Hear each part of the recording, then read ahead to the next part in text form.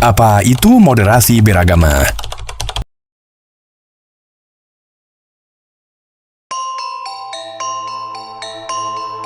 Indonesia merupakan negara yang kaya akan suku, budaya, ras, dan agama.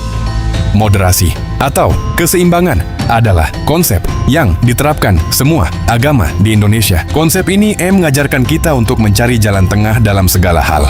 Moderasi adalah prinsip yang dapat mengikat semua agama dan keyakinan. Hal ini dapat membangun pemahaman dan toleransi di antara kita, yang pada akhirnya dapat membantu menciptakan dunia yang lebih harmonis. Mari bersama-sama membangun dunia yang damai dan harmonis untuk kita dan generasi selanjutnya dengan moderasi beragama. Lalu bagaimana moderasi beragama menurut agama Islam? Perintah bermoderasi beragama telah disebutkan dalam Al-Quran Surat Al-Baqarah ayat 43, yang artinya, dan demikian pula kami telah menjadikan kamu, umat Islam, umat yang adil, dan pilihan agar kamu menjadi saksi atas perbuatan manusia. Sejak kapan moderasi beragama ada? Nabi Muhammad SAW mencontohkan moderasi beragama, wasatiyah, melalui sikap adil, toleransi, dan anti kekerasan tanpa mengorbankan prinsip akidah. Praktik utamanya terlihat dalam Piagam Madinah, yang menyatukan berbagai suku dan agama dalam kesetaraan hak dan kewajiban, serta perjanjian damai seperti Perjanjian Hudaibiyah. Praktek moderasi beragama di Andalusia, yang dikenal dengan istilah historis convivencia, merupakan bentuk nyata hidup berdampingan secara damai antara umat Muslim, Kristen, dan Yahudi.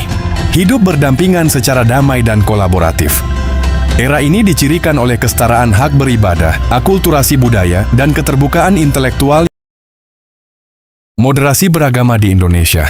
Di masa lalu, bentuk moderasi yang menonjol mencakup sikap akomodatif terhadap kebudayaan lokal, seperti akulturasi ajaran Islam dan Hindu-Buddha yang dilakukan oleh Wali Songo, serta dialog lintas iman yang damai, sehingga dapat bekerja sama dalam melawan para penjajah. Lalu, bagaimana prakteknya di zaman dahulu? Praktik moderasi beragama di Nusantara memiliki sejarah panjang yang terus relevan hingga hari ini.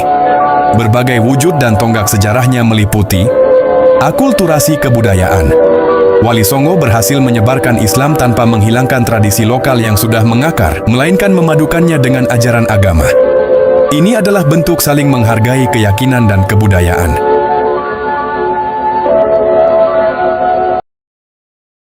Bagaimana moderasi beragama berperan di antara perkembangan zaman? Praktek moderasi beragama tentu saja berbeda seiring dengan bertambahnya zaman. Saat ini banyak orang dapat berinteraksi hanya melalui handphone tanpa melihat wajah lawan bicaranya secara langsung. Hal ini tentu saja berdampak baik terhadap penanaman nilai moderasi beragama, karena hal tersebut seseorang tidak memandang ras, suku, dan budaya lawan bicaranya. Dan hanya dalam hitungan detik seseorang dapat mengenal orang lain dari berbagai penjuru dunia. Melalui berbagai platform dalam alat yang telah diciptakan para ilmuwan terdahulu, yang dirancang sedemikian rupa, kemudian dirangkum dalam sebuah alat yang kita sebut handphone.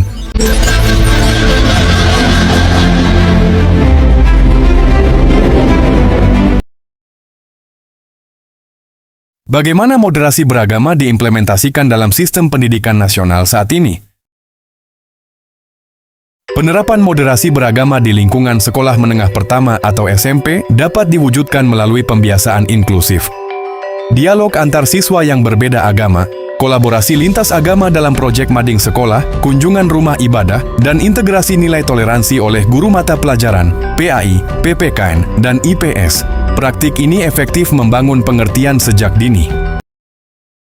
Pihak sekolah harus memastikan bahwa setiap siswa dari latar belakang agama yang berbeda merasa aman dalam belajar, berinteraksi, dan dihargai oleh sesama temannya melalui bekerja kelompok, memecahkan suatu permasalahan secara bersama-sama tanpa memandang latar belakang temannya.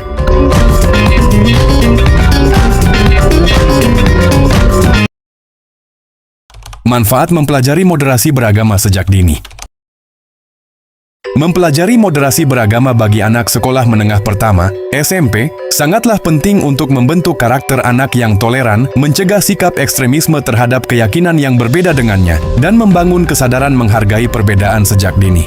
Hal ini menciptakan lingkungan pertemanan yang harmonis di sekolah, serta membekali remaja dengan kemampuan sosial yang inklusif untuk menghadapi dunia yang lebih luas.